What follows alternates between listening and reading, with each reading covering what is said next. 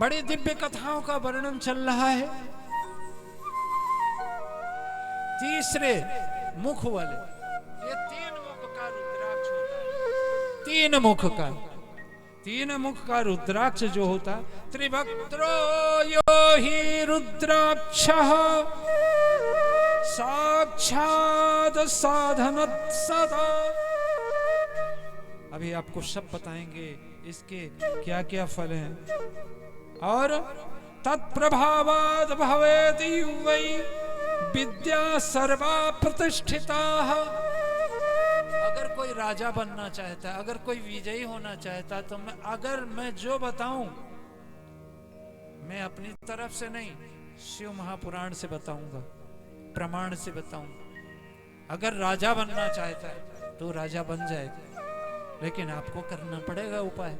वो उपाय आगे आएंगे।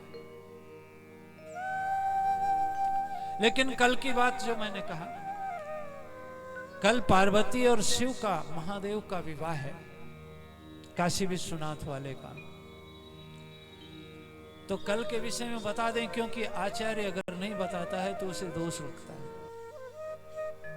कल के विषय में वस्त्र, आभूषण और सुई धागा, अंगूठी, सोने का हार, हाँ, और वस्त्र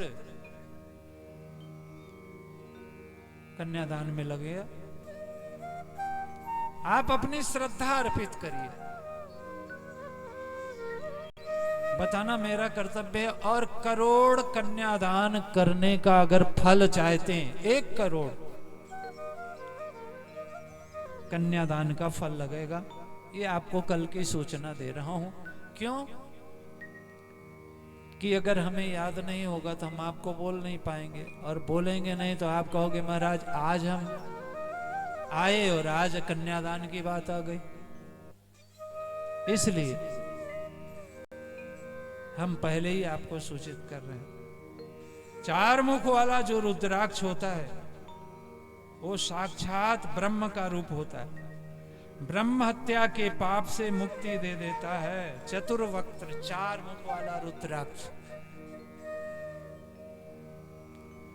5 मुख वाला रुद्राक्ष साक्षात कालाग्नि रुद्र रूप, वो सब कुछ करने में समर्थ होता है, सबको मुक्ति देता है और सब व्यक्तियों की संपूर्ण मनोवांछित इच्छा को पूर्ण करता है।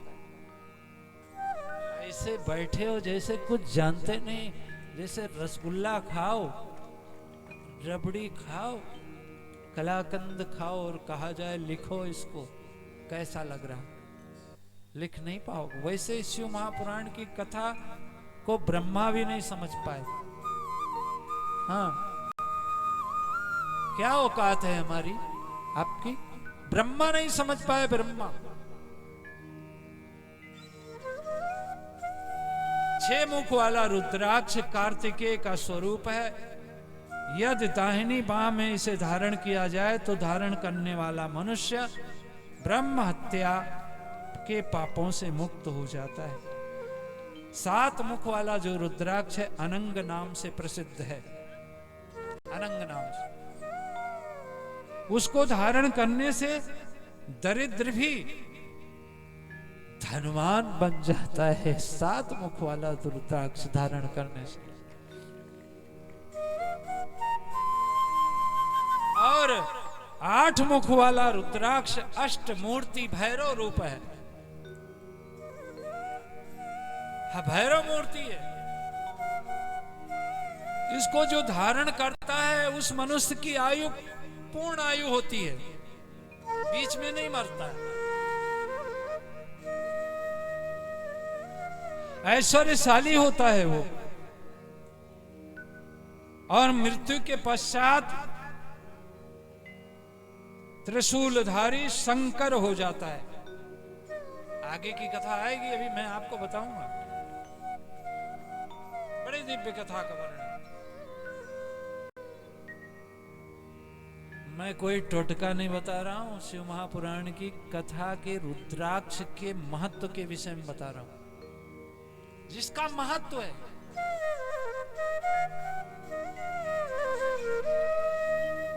मुख वाला जो रुद्राक्ष है साक्षात भैरव कपिल मुनि का प्रतीक माना गया। अच्छा, कपिल मुनि के आश्रम को आप लोग जानते हैं, जहां पर राजा रहुगण कथा सुनने जाता था रोज।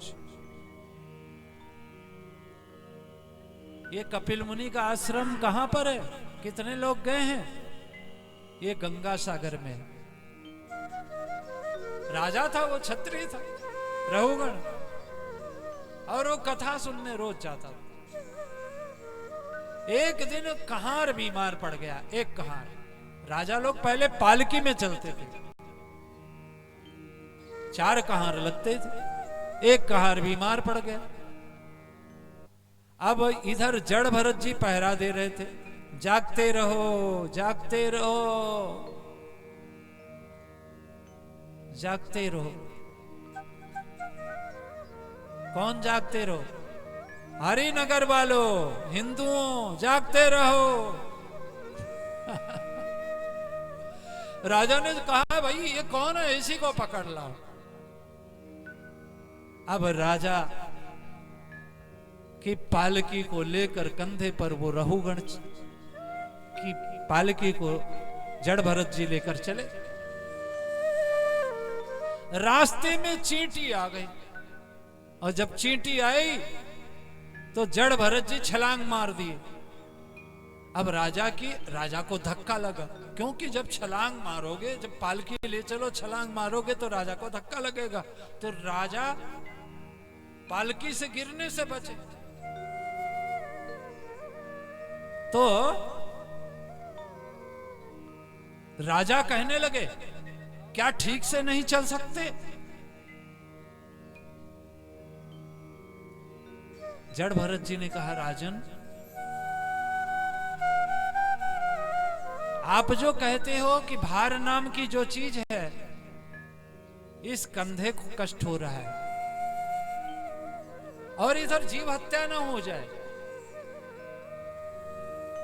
इसलिए मैंने छलांग लगाई, आगे बढ़े। और जब आगे बढ़े, एक चींटा आ गया, चींटा आया, फिर छलांग मारी। राजा ने कहा, ये क्या बार बार कर रहे हो, तुम्हें चलना नहीं आता? तब जड़ भरत जी क्या कहते हैं, राजन संसर्गजाः दोष गुणाः भवन्ति, जैसा संग करोगे वैसे गुण और दोष मिल जाएंगे। शराबी का संग करोगे, शराब पीना सीख जाओगे। अगर भक्तों का संग करोगे तो भक्ति करना सीख जाओगे। जैसा संग वैसा गुण, और वैसा ही दोष पैदा हो जाएगा। राजा ने कहा, ये तो महान विद्वान लग रहा है, मैं रोज सत्संग सुनने जाता था, लेकिन ऐसी वाणी तो मैंने कभी सुनी ही नहीं।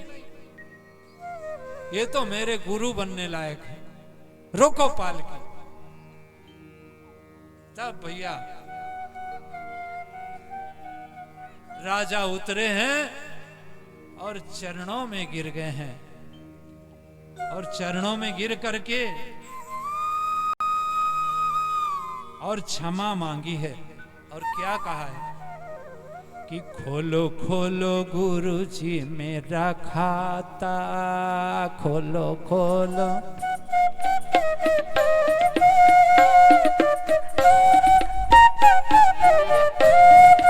मेरा जन्म जन्म का नाता, मेरा जन्म।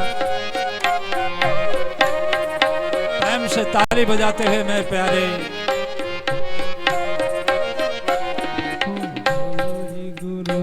मेरा खाता, मेरा जन्म जन्म का नाता। खोलो खोलो गुरुजी मेरा खाता, खोलो खोलो। अरे भैया बैंकों में तो खूब खुलवाया होगा, लेकिन यहाँ खोल लो। शिव महापुराण नाम की पासबुक आपको दी जा रही है, खाता तो खोल लो। खोलो खोलो जी गुरुजी मेरा खाता। नहीं, बड़े प्यार से बोलो, इतना चिल्ला करना बोलो। और क्या कहोगे?